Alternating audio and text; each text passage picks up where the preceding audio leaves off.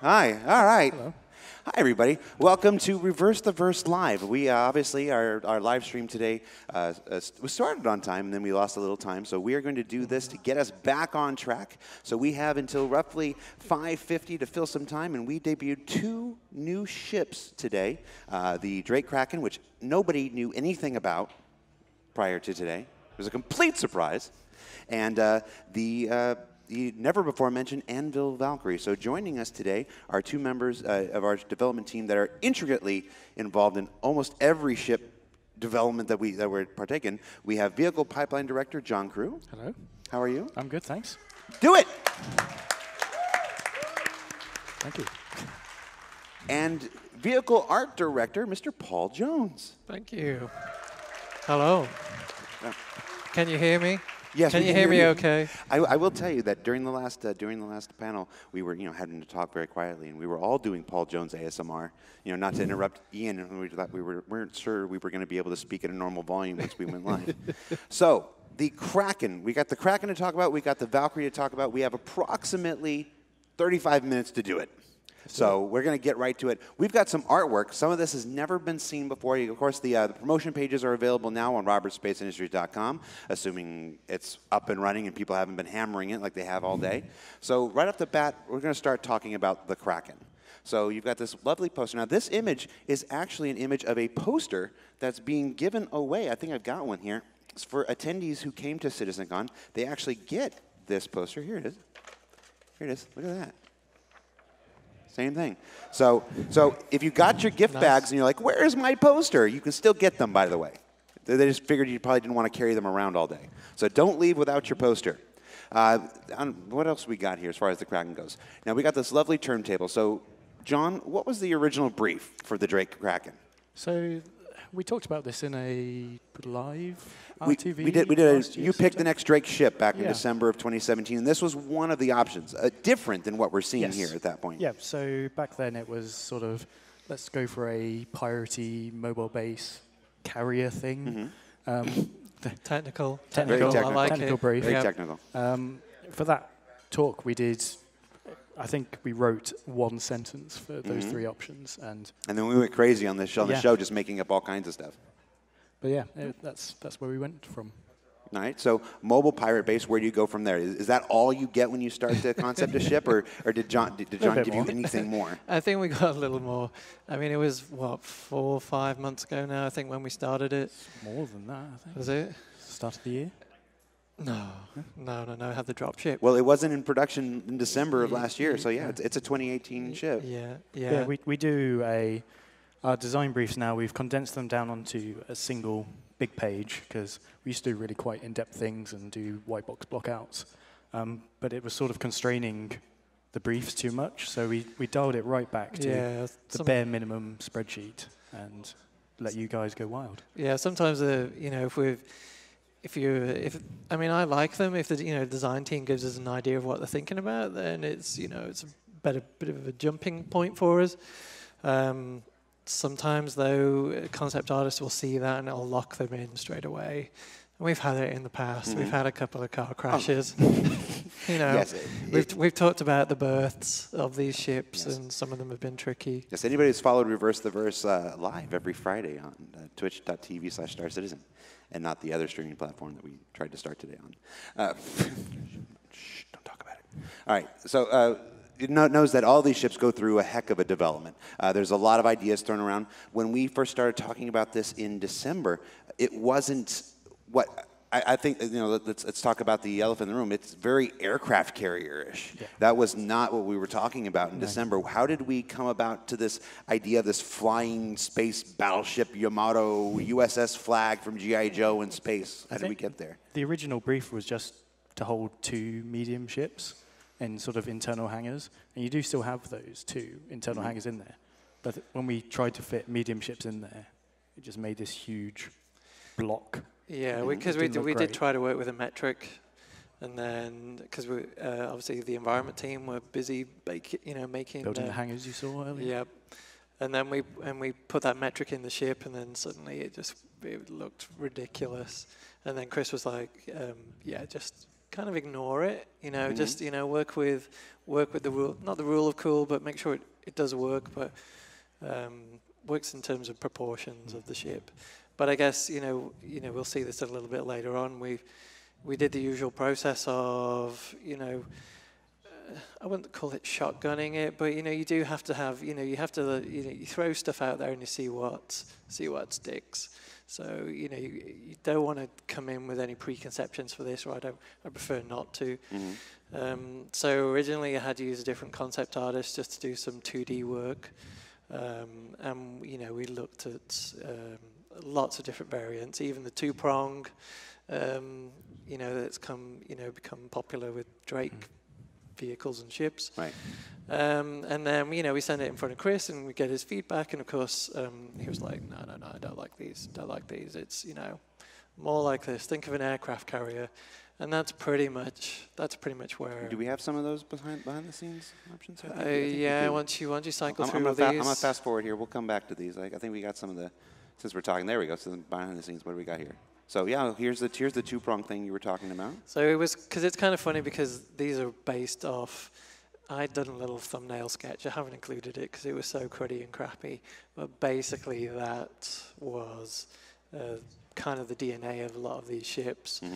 And you can see, see on those top ones where there's a couple of sort of like 4 prongs. If you go back one slide, there's a very small nod basically to the 8 tentacles of of a Kraken. That's as simple as it gets basically. And we looked at different flying sort of orientations. I'd still really like that horizontal one. Yeah. I think it would have. I mean, they all would have made good ships. I mean, and then you can see at the bottom, we start to head towards a more sort of aircraft carrier style. Right now, before I got ahead of myself, we see 3 versions here. What are these 3 versions? So you've got 3 on this page, and I think we have 2 on the next page. And you can obviously see where we ended up. Yeah. But these were all sort of just, again, just that sort of freestyling it. Put in a big sort of aircraft carrier style landing pad takeoff. And just following the design requirements. So pretty loosey-goosey. You're just smashing meshes together. We've got a kit of parts at this point, from other Drake ships. And so you don't want to waste time, building lots of original meshes. So you're always, we're looking for ways to cut down the development time. There's no use in redesigning the wheel on this stuff. Yeah, and it's the same in production as well. If we have this really sweet concept ships, but it's all 100% new meshes, it takes the full. We've talked on Calling All Devs about how long ships take and how we're going to get through them. If everyone's bespoke, they all take the maximum amount of time in the schedule, and everything just knocks onto each other. So we do have this kit now. So Aegis, tons of stuff. Drake, we've got tons of stuff now. Misk, we've got tons of stuff. RSI's got quite a few. And that's how we start building these ships faster and faster as we go along. It's so much of the work in those early years is building our catalog, building our style guides, and then building our catalog of reusable, shareable assets. And now we can make far more ships this year than we could last year, and we could make more ships last year than we could the year before. And next year we'll be able to make more ships than we did this year. Sorry, Chris, I committed to that. But yeah, so our development pipeline is exponential, in its growth. It gets faster, it gets better. If I'm allowed to have an opinion, I think the ships we make today are better than the ships we made last year, or better than the ships we made the year before that. We get better at this process. So and I think it bears out in something like the Kraken. Now, let's talk a little bit about the design of the Kraken. Now that we've gone through the process from that one line bit. What can we tell people about what the Kraken is intended to do once it makes its way into the Star Citizen universe? So it's got 2 big facets, really. There's obviously the ship transport. It's this light attack carrier. It can carry 2 ships in its internal bays, so it can repair them as well. It's got 4 small landing pads. So those small landing pads are the same size small landing or extra small pads that are on Olisar and all the other stations. Then it's got the 2 larger pads. Again, they're to metric, so it will fit a wide range of ships. But the other aspect of it, because Drake is never overtly, we're all in it for the illegal means. They tend to have.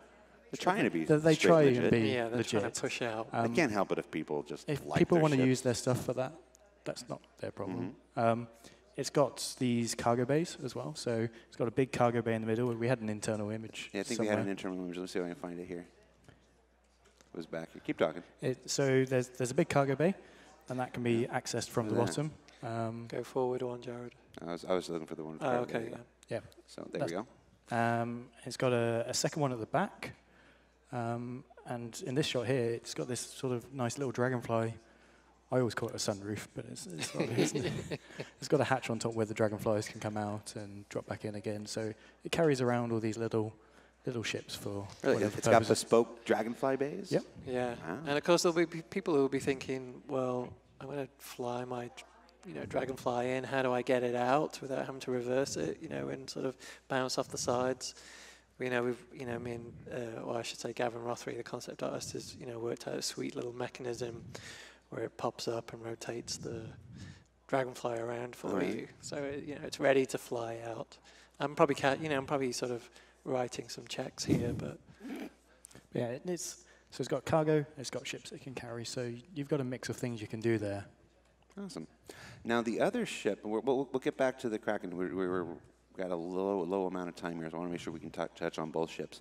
We do have an animation here. We played a little bit earlier of the Kraken landing, so we can confirm the Kraken can land. Yes. All right, so a lot like I know a lot of internal conversations. When we started kicking this around, we started coming in, we started comparing it to a fan favorite ship from Aegis, known as the Idris. Is this something where Idris owners should be afraid? Is this something where Idris owners should they just melt their Idris and go right to a Kraken, or are Idris is going to be able to hold their own against something like this? How do these two compare? But like everything, there's swings and roundabouts. The Idris has got much more armor. It's got the capacity Because to it have is a military It's a capable military ship, so its components are better out the box. Drake stuff is a bit paper thin in terms of survivability. So the Kraken has all these ships it can help it with, but you need to have someone to do all that stuff with it. Yeah, and when it flies, the ships are exposed on top. Yep. Whereas the Idris, which can carry fewer ships, of course, but is protected inside its belly Yeah, and the Idris M's out there. with the railgun. Nothing's going to mess with that railgun. So Yeah. All right, but this doesn't have anything comparable to that. gotcha. I noticed this with the man turret here. What are we looking at here? So this is just part of the concept pass. So we basically went through every single turret. I mean, obviously it's only showing one here, but every one of them. Every seat as well. We check all the Yeah, views. we put a camera in, correct FOV, check left, right, up, down, just check for visibility. And it's just all part of our process now that we generally 99% of the time incorporate. Last but not the other ship that we revealed today, and this one is this one will be flight ready in Alpha 3.3. That means that when that patch goes out to live, this ship is fully capable, flyable. This is the Anvil Valkyrie. So, what can you tell us about the brief for the Anvil Valkyrie? I think we got from the demo that it's a dropship. It's a dropship. It was designed from the ground up as a dropship. The original brief was for quite a small dropship, but as people got wind of it, they were, we can use this. We can put a bit more in. It Can we became put a bit more? Became a bit more multifunction. Yeah, but at the end of the day, 20 people, one vehicle. It's designed from going from a big carrier like the Bengal or a Planet down to the ground. It's not designed for spaceboarding or anything like that. There's plenty of people have already come up to me and gone, if I open the door, it's going to vent everything. Right. Yes, it's designed for Planetary assault. planetary assault. Right. And I noticed it's got those really cool side door guns like the old Huey helicopters from Vietnam movies and stuff like that. Chris was really keen on getting those in. Yep. It was a challenge, but we got there in the end. Had lots of people shouting some things when it happened in the demo. What can you tell us about the development of the look and feel of the Valkyrie, Paul? As a straight-to-flyable ship. And we've done a couple of those in the past. I believe right just off the top of my head, the Vandal Glaive went straight to flyable. We revealed that at Gamescom a couple years ago. There were the Masters of Flight series that we did at our anniversary a couple years ago, the variant stuff. But as far as a ship from scratch, from absolute zero to flyable, without a concept, we had an internal concept phase, but without a public concept phase. Yeah. Did that change your process at all? No, I mean, it cuts a little bit of time out, actually. For me, it's, you don't get that same payoff. Right at the end, because I really love all the promotion art that we do at the end. So it's a little more bare bones in terms of, okay, so we deliver front 3/4, back 3/4, and underside, and make sure that, all the lines are there, everything's detailed out, so that when it goes to the dev team and we just hand it over, they know what they're doing, basically. So it's nice because it's relatively quick, but again, like I said, you don't quite get that payoff. I noticed some of the Valkyrie seems to have benefited from work on the Terrapin. The Terrapin was our first Anvil ship that had an interior, right? Yeah. So unlike other ships, we didn't have a huge amount of interior kits to pull from. This obviously helps larger Anvil ships that might be coming in the future. What? I don't know what that could be. I still want to have a giant tomorrow, John Drew. So what else can you tell us about the Valkyrie? So that turret was always an interesting one, wasn't it? Yes. So there was two complicated things with the development of the ship. One was that lower turret, and two was it was going straight to flight ready. So we turned this around in a very short space of time. I think it was 2 months, 2.5 months from you finishing the concept to today, where everyone's hopefully going to be playing it. So we had 5 artists on this. Wow. 2 designers, just getting it going in-game. And the hardest bit was trying to get it in the builds, but not to have people find it in the builds. People have never found anything in any of our builds, John. Never. Never. Our exclusion process is exquisite. That was a real challenge. But the bottom turret, we didn't show it off in the demo. It's a lot of our turrets, the bottom-facing ones, you flip 180, and that gives you great visibility. But it is a little weird that you flip 180. Or the Connie owners out there will know you don't flip 180 in that turret, but you don't have the best view. You're sort of looking down at your legs most of the time. Right. So for this one, we've gone back to basics with it. You stay facing the right way up, but your seat actually pitches inside the turret. So as you pitch down with your guns, your body moves with it. So you still have a completely unrestricted view looking down. Your guns are moving with you. You're moving in this gyro inside the turret frame. Gotcha. That's cool. And it's really nice. When 3.3 goes to PTU, players will be able to log into PTU and actually see that. Yes. And experiment with it themselves. That's cool. Yeah, the guys did a good job. What are we looking at here, Paul? So this is an early development of the interiors, and this was partly based off the initial design brief. It was, we had those 2 remote gunners for the turrets that are on the doors, not the doors, the wings, and we had the remote stations upstairs, and it was quite a basic interior. It was a dropship, so we really didn't put too much into it. But it was after our first review, and Mr. Roberts got a good old look at it, and he was like, "No, it needs some beds, and it needs needs some quarters for the crew." So that was when we did a bit of a shift, rejigged some shapes, but I think it makes a much more versatile ship. Yeah, this thing can come down. It's got a huge amount of guns on it, so it's got 5 turrets, one top, one bottom, 2 remotes on the wings, 2 door guns, plus a pair of guns for the pilot to use. So this thing can put out a huge amount of fire, and it was like, well, we've got all this crew manning this stuff, so we might as well, if they've come to drop 20 guys off in a vehicle, they might not want to go straight back up to orbit, so let's give them some ability to stay down on the surface for a while. Yeah, it makes a much better ship. Yeah. Now, I noticed this livery that we're looking at is different than the one we saw in the demo. So this is, this is from our concept art phase. So we'll just provide multiple variants. The Space Kitten version isn't on here. We did do one, but branding. I didn't show it.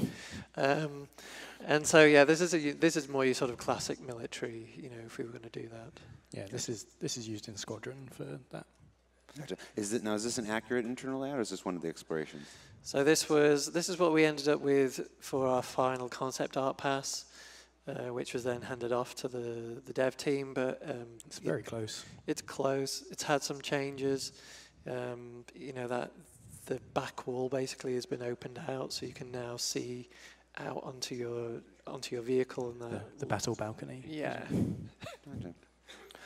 For those watching at home or work when you probably should be working, we will start taking questions live from the Twitch chat. So you can submit your questions in Twitch chat at twitch.tv/StarCitizen. And you can preface your question with the word question in capital letters and brackets, and I'll pull it out of the chat. Now, we see a whole lot of people here in this. Chris threw out a number during the demo. Did you say 20 people? Yep. You can carry 20 people? Yep. 20 people, and there's a gun rack for every single person next to their seat. So they can put their guns there and sit in comfort. Nobody has that many friends, dude. I don't. I've never had 20 friends. You can rent some. Of course, I work in video games. So, and then what is this area in the back here? So that's the area for loading the vehicle. That's purely a vehicle area. There's no secret cargo grids in the bottom there. This is a dropship, and it's for dropping stuff. But it's been built, it's been built with sort of modularity in mind. Yeah. So further down the line, if a company wants to, change the function of the ship, then it's going to be relatively easy. We're out of the we'll jump. The first question, my favorite. What can you tell us about your favorite ship? Look, people. Is this my camera? Are we on? Okay. The Carrack is not currently in active development. When it is, I promise you, I will walk right out into the middle of an ATV. Like Chris or Sandy will be talking, I'll just cut it right into it. And I will walk right on the screen and say, the Carrack is there. And from then on, we'll start updating on the Carrack. But until it's in open development or active development, there are no updates for it. Nope. I got you. Its time will come. Stats boy. I'm sorry, John Crew. Stats boy. Sorry. Questions about how much cargo the Carrack and the Valkyrie can carry. Valkyrie, 0. Even in that big room in the back? Even in that big room. You can't. As it stands, 0. Kraken, it's a lot. I can't remember the exact amount, but it's 1,000 plus. It's a big cargo. That room is huge. If we can go back to the internal image.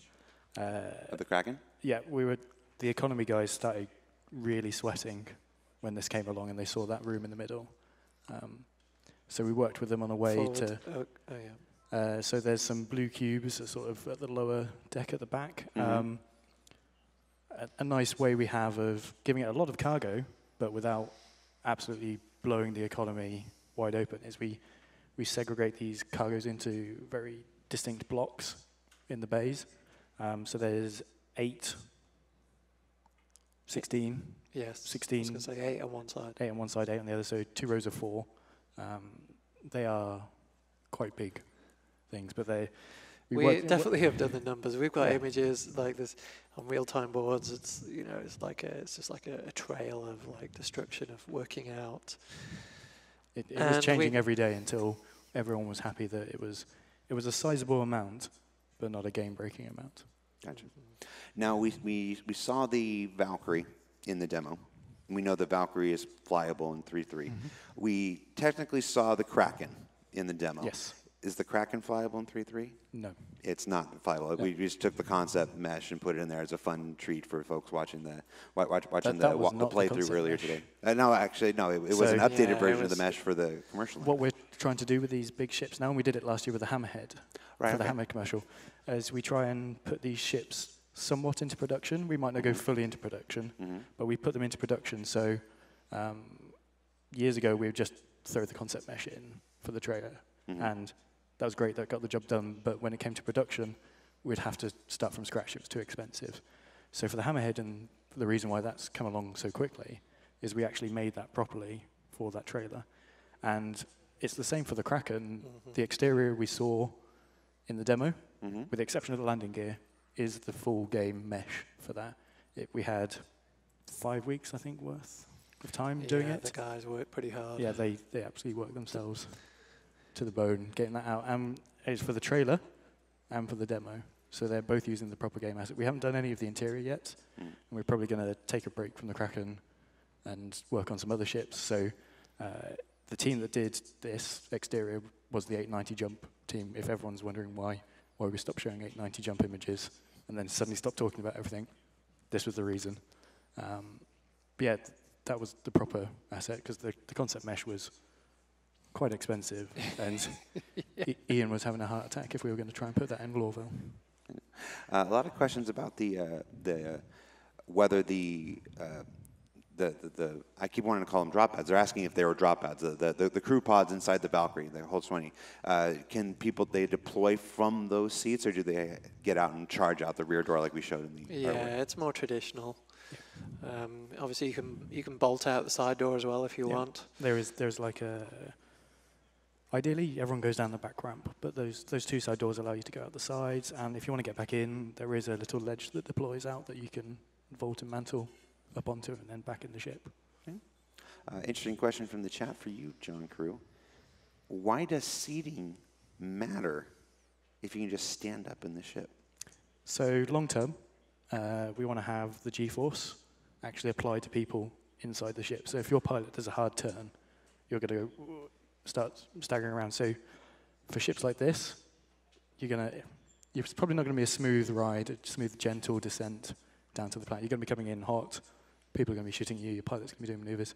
You want to be locked into that seat, so you're not thrown around. You're trying to pick up your gun out of the thing, and it's throwing you everywhere. Well, I'm sure that people will do that. Who play the right way want to do that. The people who play the way I play want to throw everybody in the cargo hold of a abandoned merchantman and turn the thing upside down as fast as possible. It's all possible. When's that feature going on the roadmap? What, the merchantman? Eric, put that feature on the roadmap. All right, another question about the Kraken and quantum travel. When it goes to quantum travel, what happens to all the ships on top? Do they travel with it? Do they get locked to the physics grid? Can it travel through everything? If they're docked on it, they go with it. They become part of the ship. I'm sure Will, when he comes back, can talk about the lore of quantum travel and how it all works. But it sort of makes this bubble and takes it all with you.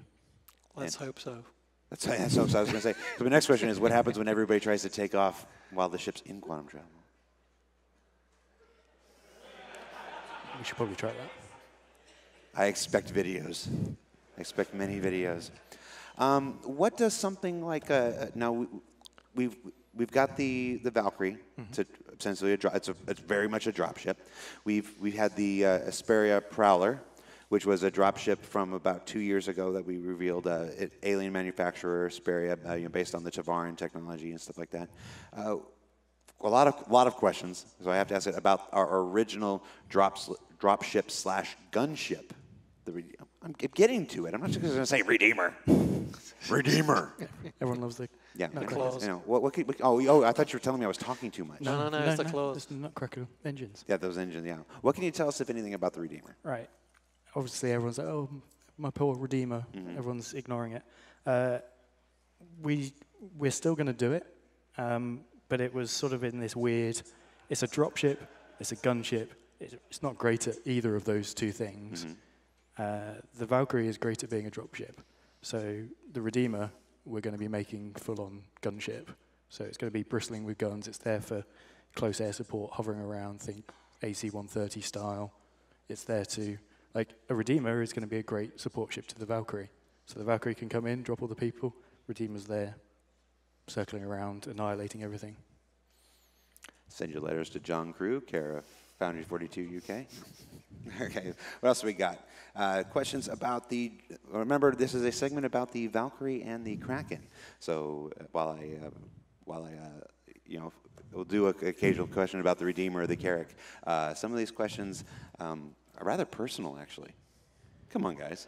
I don't think you shaved that one out. Why, yes, I did shave. Let's see.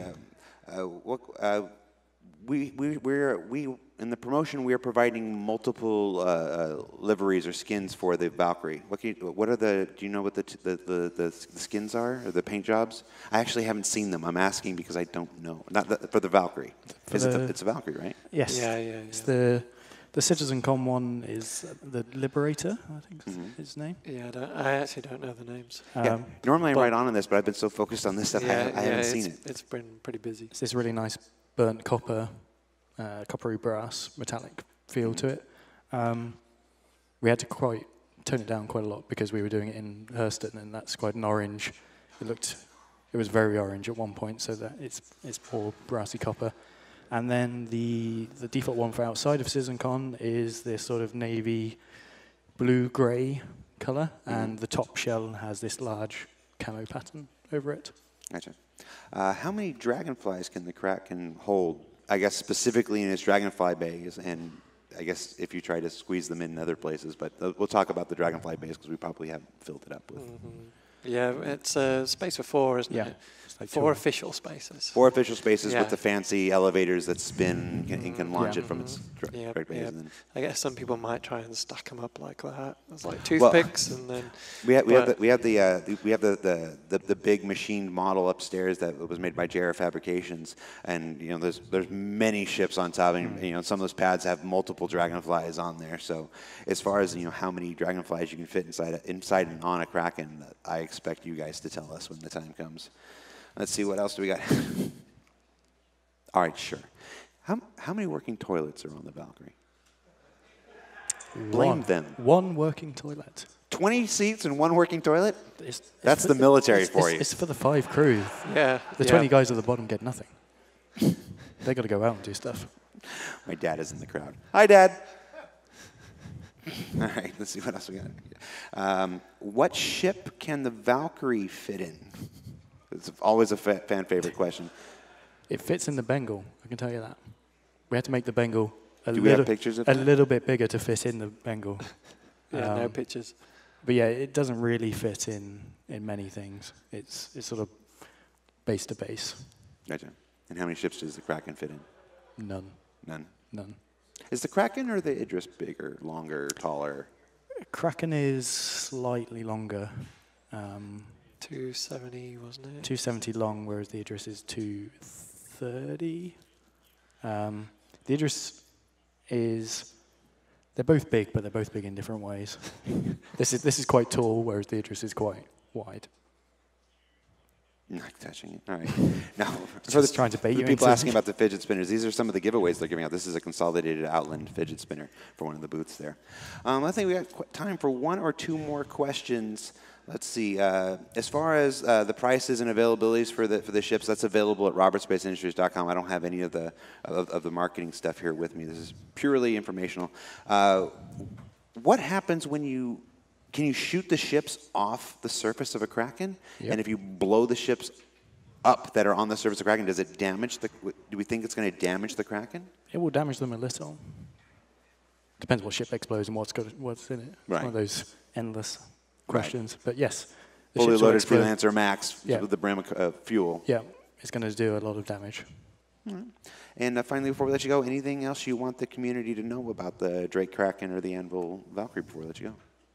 No, it's been great to work on them. Yeah, think of we've something, covered John.